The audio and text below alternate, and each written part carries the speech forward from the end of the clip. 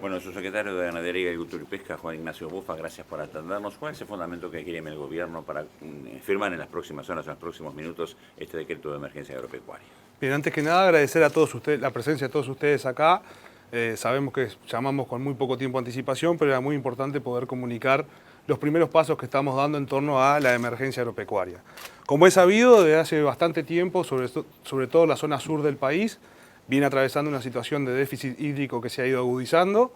Ni bien ingresamos al ministerio, una de las primeras cosas que hicimos fue tomar contacto con esa realidad y con la información que teníamos de base aquí en el ministerio. Hemos estado trabajando internamente en la definición de los lugares más afectados por la seca y en ese sentido, en las próximas horas el ministro va a estar firmando la resolución de declaración de emergencia agropecuaria para algunas seccionales policiales de 5 departamentos del país. Va a estar incorporado todo Montevideo, todo Canelones, parte de La Valleja, San José y Maldonado. En total es un área total por seccional policial de 800.000 hectáreas.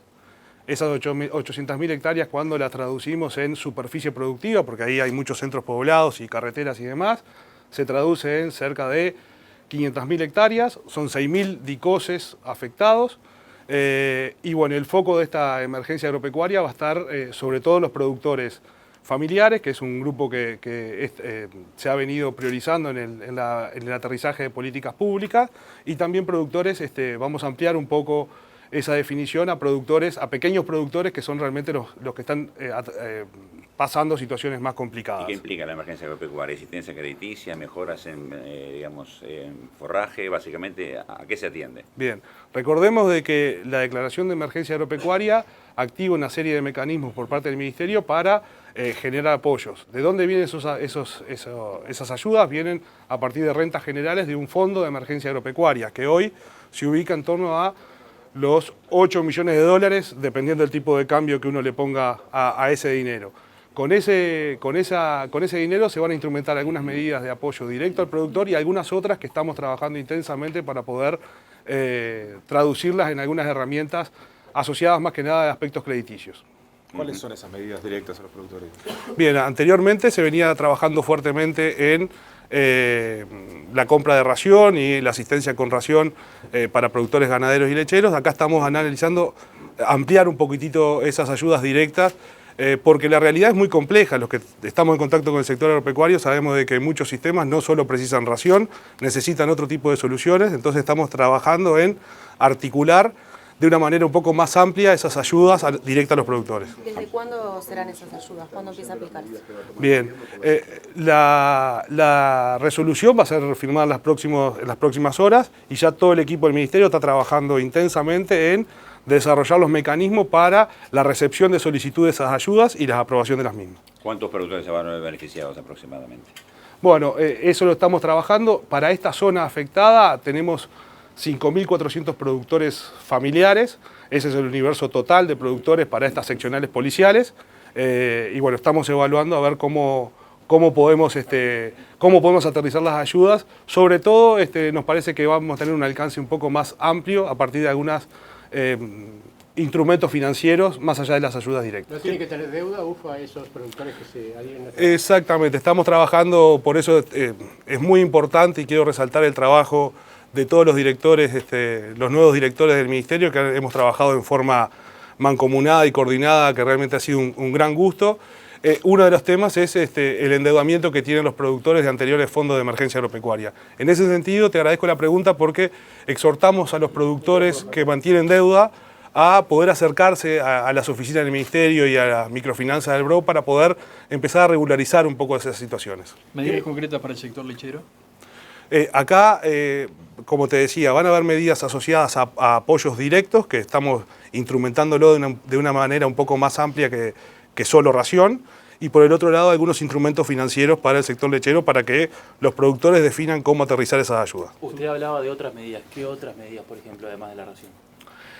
Las medidas van a pasar porque los productores nosotros no creemos que nosotros seamos más inteligentes que los productores para definir cuáles son las medidas que hay que aplicar en cada uno de los sistemas. Por lo tanto, vamos a tratar de priorizar ciertas ayudas directas en dinero para que se puedan traducir de una manera particular a las necesidades de cada uno de los sistemas. Bufa, desde el punto de vista agropecuario, ¿cuál es la situación, por ejemplo, del sector? ¿Hay ganados comprometidos? ¿Hay cultivos que de pronto pueden, digamos, enlentecerse? ¿Cómo es un poco la situación que ustedes están visualizando así?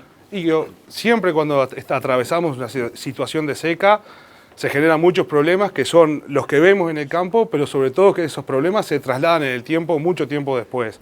Y claramente hemos estado recorriendo Canelones, que es un poco el epicentro de la zona complicada, y uno ve situaciones muy comprometidas de producción de forraje, situaciones muy comprometidas en muchísimos cultivos y situaciones comprometidas en ganado.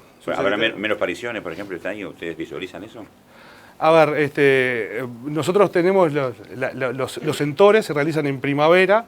En la primavera todavía veníamos con relativamente buen clima, por más que hubo algunas entradas de primavera más tardía en algunas zonas, pero claramente se va a resentir el tema de la productividad individual, la producción animal se va a resentir y los coletazos los vamos a vivir hacia adelante. Bufa, ¿esta subida del dólar de alguna manera tranquiliza al sector agroexportador? Bien, evidentemente el tipo de cambio es una variable que hace a la competitividad del sector agropecuario. Recordemos, no es la única variable que hace a la competitividad, hay otras asociadas. El ministro ha sido muy claro en el tema de poner la seguridad como una de las variables que más está afectando la competitividad, porque termina afectando la seguridad humana y eso termina afectando las posibilidades de hacer en muchas empresas. Tenemos el tema de la investigación, el aumento de la productividad. Claramente, esta evolución del tipo de cambio para el sector agroexportador significa un elemento positivo. Todo tenemos que analizarlo en términos de qué inflación se pueda traducir esto. Por lo tanto, eso es un monitoreo permanente que está haciendo el Banco Central. Bufa, falta de fibra para el ingreso del invierno es uno de los temas en la agenda. Totalmente, y eso es uno de los temas de por qué queremos tener un apoyo un poquitito más amplio en términos de qué hacer con las ayudas directas. Si uno se va a Canelones, conseguir fardo realmente se hace muy complicado. Uno tiene que hacer muchos kilómetros para poder trasladar la fibra y ese es uno de los temas que más preocupa. Bufa, ¿está previsto que estas medidas se extiendan a otros departamentos de continuar esta contingencia?